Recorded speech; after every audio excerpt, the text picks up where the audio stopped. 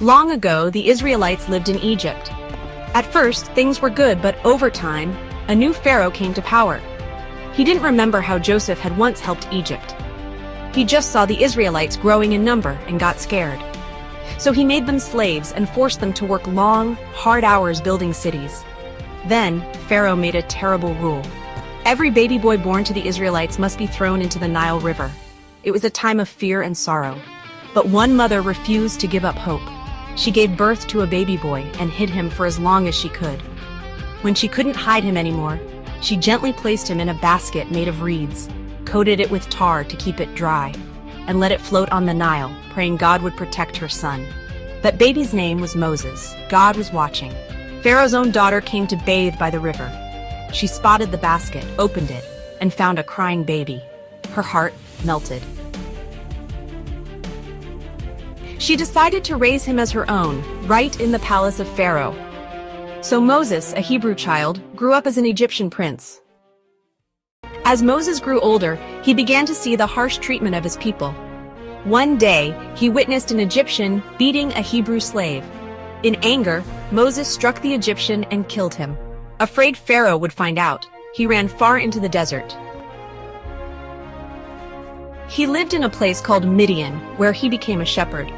He married, had a family, and stayed there for many years, but God hadn't forgotten him. One day, while tending sheep in the mountain, Moses saw something strange. A bush was on fire, but it wasn't burning up.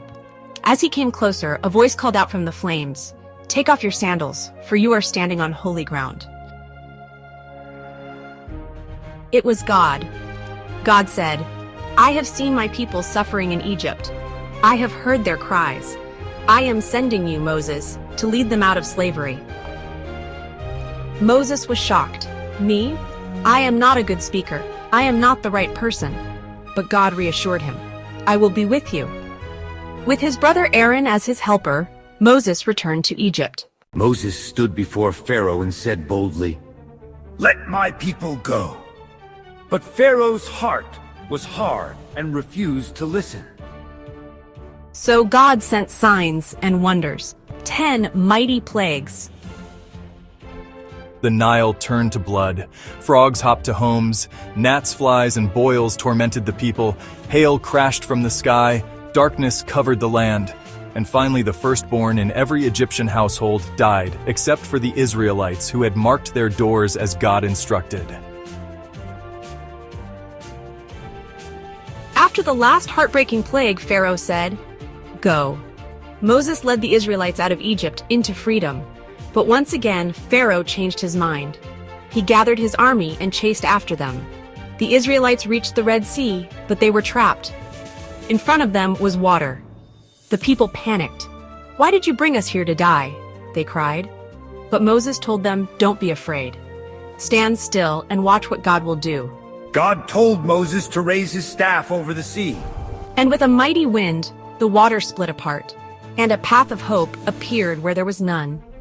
The Israelites walked through the sea all night. Pharaoh's army followed. But when Israelites reached the other side, God told Moses to stretch out his hand again. The water came crashing down. Pharaoh's army was gone, covering the chariots and the horsemen. The people were saved, witnessing the great power of the Lord. You may feel small or unsure, but with God, you can do great things just like Moses. Thank you for watching.